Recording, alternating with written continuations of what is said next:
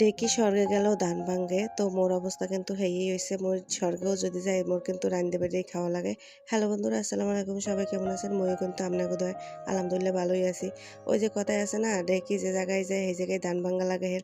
তো মোর অবস্থা হেই হয়েছে যে রান্ধতে বেড়ে যান ঘরের টান যে জায়গা যায়, মোর রান্ধতে বেড়েই খাওয়া লাগে। বাপের বাড়ি গেলেও রান্ধি খাওয়া লাগে, আর নিজের সংসারে তো রান্দাই লাগে। তো গেলাম নন্দের বাসায় ঢাকা বেড়াইতে, তো হেজাক যাইয়া মোর রান্ধতে বেড়ে খাওয়া লাগছে।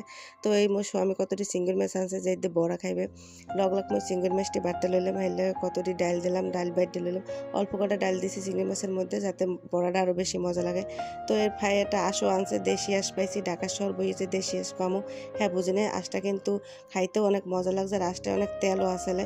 তো আঁশটার এই রাত্রি আর করি নেই, কারণ বড় বাজ মধ্যে একটু ফ্রিজে রাখিয়ে দিছি, পরের দিন আঁশটারে ধরমু, যে আঁশটারে পরের দিন খামু।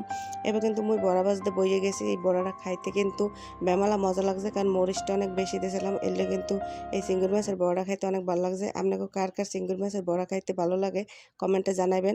এরপর কিন্তু পরের দিন আষ্টারে একাল গায়ে হলুদ করতে বইয়ে গেলাম। আষ্টারে গায়ে হলুদ করে আগুনে সেককে সুন্দর মতো পরিষ্কার করে এরপর কিন্তু রাঁধতে লইলাম। আঁশটা কিন্তু একাল মরিচ বেশি দিয়ে রাঁধছি, জাল জাল খাইতে কিন্তু একালে বেমালা মজা লাগছে।